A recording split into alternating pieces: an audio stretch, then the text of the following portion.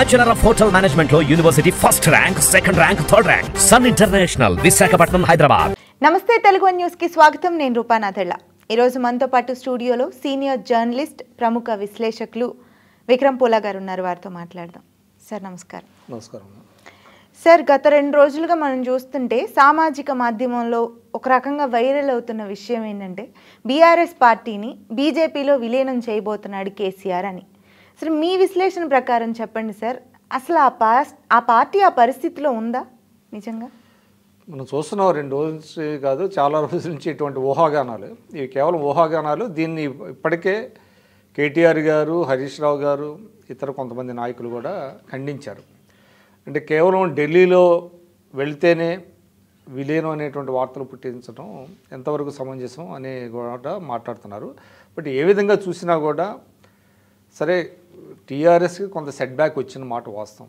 ఓటమి చెందిన తర్వాత, అదేవిధంగా కవిత గారు జైల్లోకి వెళ్ళిన తర్వాత ఆ పార్టీ కొన్ని ఇబ్బందులు ఎదుర్కొంటున్నటువంటి మాట వాస్తవం. కానీ బట్ ఇప్పటికిప్పుడు ఆ పార్టీని తీసుకెళ్ళి బీజేపీలో విలీనం చేయాల్సినంత అగత్యం వాళ్ళకి లేదు. ఇది కేవలం ఏంటంటే ఆ పార్టీ మీద కొన్ని పడనటువంటి వాళ్ళు, లేదంటే బీఆర్ఎస్ని మరింత బలహీనం చేయాలనేటువంటి ఆలోచన చేస్తున్న వాళ్ళు పుట్టించిందే తప్ప నేనైతే అది జరుగుతుందని అనుకోలేదు. ఇప్పటికే వాళ్ళు కూడా చెప్పారు, చాలా స్పష్టంగా చెప్పారు. ఎందుకంటే వాళ్ళు ఉద్యమ పార్టీలో అనేక ఇబ్బందులు వాళ్ళు ఎదుర్కొన్నారు.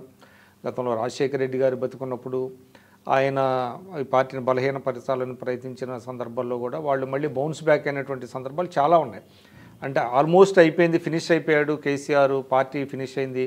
ఒక దశలో అయితే కేసీఆర్ పార్టీని మూసేయాలనే ఆలోచన కూడా చేశారు 2009 ఎలక్షన్స్ తర్వాత. ఎందుకంటే 2009 ఎలక్షన్స్లో కేవలం 10 సీట్లు మాత్రం వచ్చినాయి.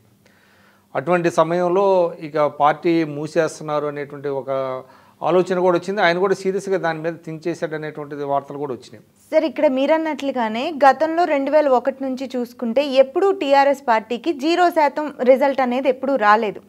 గత పార్లమెంటు ఎలక్షన్స్ అప్పుడుతో పోల్చుకుంటే ఇప్పటికి ఓటు శాతం బాగా పడిపోయింది. మళ్ళీ అది ఆ నైరాస్యతలో ఇలాంటి డెసిషన్స్ ఏమన్నా తీసుకుంటున్నారు అనుకోవచ్చా? అంటే ఒకటైతే వాస్తవం అండి, మొన్న జరిగినటువంటి అంటే ఒకేసారి రాలేదు కదా. ఇక్కడ ఆంధ్రప్రదేశ్లో వచ్చినట్టుగా అసెంబ్లీ ఎన్నికలు తర్వాత పార్లమెంట్ ఎన్నికలు వచ్చినాయి, అంటే లోక్సభ ఎన్నికలు వచ్చినాయి. సరే, అసెంబ్లీ ఎన్నికల్లో వాళ్ళు ఓటమి చెందారు. అయినా కూడా మీరు అన్నట్టుగా 37% ఓట్లు వచ్చినాయి.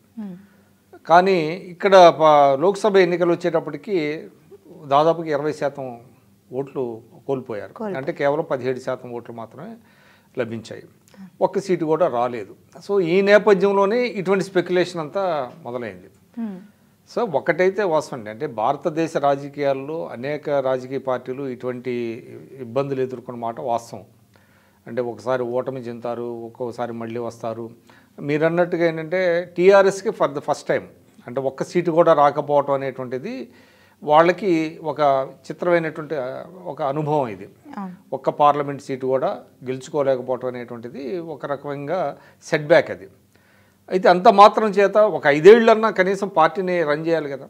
ఇప్పుడు 10 సంవత్సరాలు అధికారంలో ఉన్నారండి. అంతకుముందు 2001 నుంచి 2014 వరకు ఉద్యమ పార్టీగా వాళ్ళు దాదాపుగా 13 సంవత్సరాలు పార్టీని రన్ చేశారు. ఆ క్రమంలో అనేక సమస్యలు ఎదుర్కొన్నారు వాళ్ళు. కోర్టు కేసులు వచ్చినాయి, రకరకాలు వచ్చినాయి. కాకపోతే అప్పటికిప్పటికీ ఒక తేడా అయితే ఉన్నది. అప్పుడు వాళ్ళలో ఒక ఆత్మస్థైర్యం ఉండేది, ఒక నైతిక బలం ఉండేది, ప్రజల్లో బలం ఉండేది వాళ్ళకి.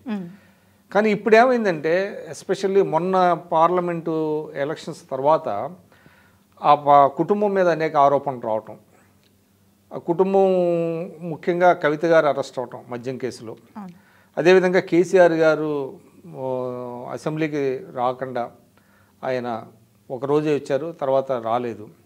ఆయన కూడా ఇంకా అందుబాటులో ఉండకపోవటం కార్యకర్తలతో, కేవలం కేటీఆర్ గారు, హరీష్ గారు మాత్రమే ముందుండి ఆ పార్టీని నడిపించడం, తర్వాత బలమైనటువంటి నాయకులు చాలామంది వెళ్ళిపోవటం, ముఖ్యంగా ద్వితీయ శ్రేణి నాయకత్వం అంతా కూడా వెళ్ళిపోవటం, ఇదంతా జరుగుతున్నది.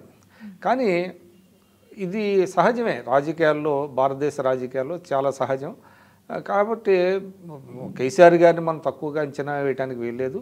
ఆయన అనేక రాజకీయ యుద్ధాల్లో ఆరితేరినటువంటి ఒక యోధుడు. ఆయన ఆయన టైం బీయింగ్ కొంచెం లోలో ఉన్న పరిస్థితి అయితే ఉన్నది. కానీ అదే సార్, అందరిలోనూ రేకెత్తుతున్న ప్రశ్న ఇదే. ఇక్కడ కేసీఆర్ లాంటి రాజకీయ దురంధరుడు కేవలం తన కూతురు కోసం పార్టీని విలీనం చేస్తున్నాడా అన్నదే ప్రశ్న.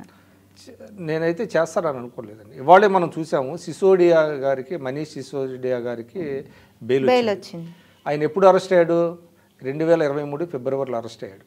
అంటే దాదాపు 17 నెలలు పట్టింది ఆయనకి. 17 నెలల తర్వాత కూడా బయటకు వచ్చాడు. అదే సమయంలో ఒక సుప్రీంకోర్టు చాలా కీలకమైనటువంటి ఒక వ్యాఖ్య చేసింది.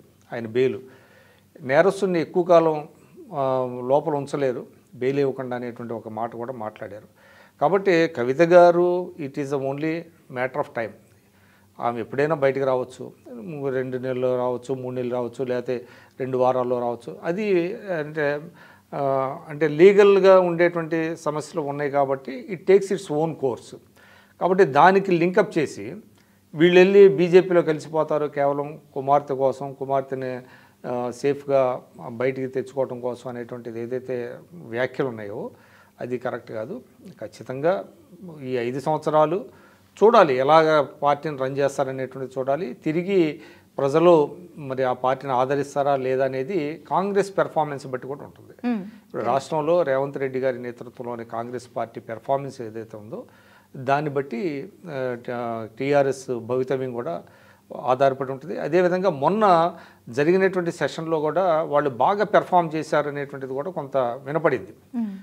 ఇది బీఆర్ఎస్ వాళ్ళు కూడా అంటే ధీటుగానే సమాధానాలు చెప్పారు. అటు కేటీఆర్ కావచ్చు, హరీష్ రావు గారు కావచ్చు, ప్రభుత్వానికి నిలబడి ఒక ప్రతిపక్ష పాత్ర పోషించారనేటువంటిది కూడా ఉంది. కాబట్టి ఇట్ ఈజ్ టూ ఎర్లీ. ఇది బీజేపీతో వాళ్ళు వెళ్ళి విలీనం అవుతారనేటువంటిది ఏదైతే ఉన్నదో అది మనం నమ్మదగిందిగా లేదు. అది ఇప్పటికే వాళ్ళు వివరణ ఇచ్చారు కాబట్టి ఇందులో ఇది ఒక పసలైనటువంటి ఊహాగానమే అనుకోవాలి. Right sir, thank you.